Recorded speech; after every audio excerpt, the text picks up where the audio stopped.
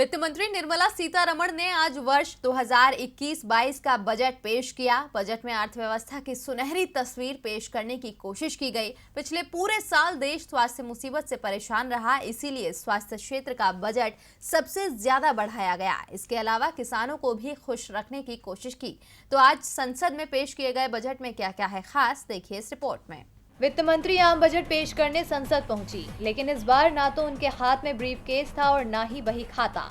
वो एक टैबलेट लेकर संसद पहुंची थी और इसी मेड इन इंडिया टैबलेट से उन्होंने बजट पेश किया। देश के इतिहास का ये पहला पेपरलेस बजट था। वित्त मंत्री ने बजट में कई घोषणाएं की, कुछ योजनाओं में बदलाव किए तो कई योजनाओं में किसी तरह का बदलाव करने से परहेज किया गया। बजट में टैक्स स्लैब का कोई बदलाव नहीं। एग्री इंफ्रा डेवलपमेंट सेस लगाने का ऐलान किया गया है। एमएसपी बढ़ाकर उत्पादन लागत का 1.5 गुना करने का दावा किया गया है। सोना चांदी पर कस्टम ड्यूटी घटाकर 12.5% की गई।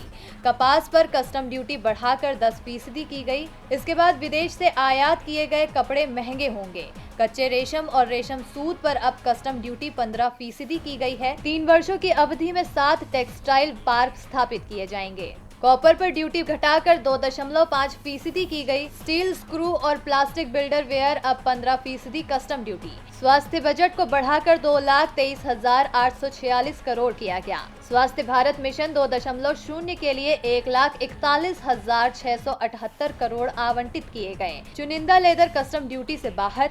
सस्ते मकान के प्रोजेक्ट को 1 साल की टैक्स छूट। सस्ते मकानों की खरीद के लिए 31 मार्च 2022 तक के लिए जाने वाले कर्ज पर 1.5 लाख रुपए की अतिरिक्त कटौती की गई है। 75 साल से अधिक उम्र के लोगों को आयकर रिटर्न भरने से छूट दी गई है। एनआरआई के टैक्स विवाद अब ऑनलाइन निपटाए जाएंगे। छोटे करदाताओं के विवाद निपटारे के लिए कमेटी बनाई जाएगी।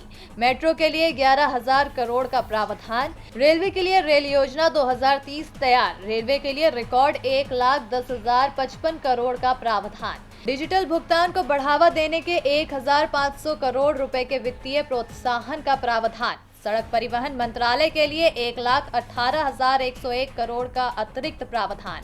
ऊर्जा क्षेत्र में एक फ्रेमवर्क तैयार किया जाएगा, जिसमें उपभोक्ताओं को एक से ज्यादा आपूर्तिकर्ता कंपनी में से चुनने का विकल्प दिया जाएगा। बीमा अधिनियम 1938 में संशोधन करके बीमा कंपनियों में प्रत्यक्ष विदेशी निवेश की सीमा को 49% से बढ़ाकर 74% करने का प्रावधान। परियोजनाओं, कार्यक्रमों, विभागों के लिए प्रदान किए जाने वाले आर्थिक कार्य विभाग के बजट में 44,000 करोड़ रुपए से अधिक राशि रखी गई।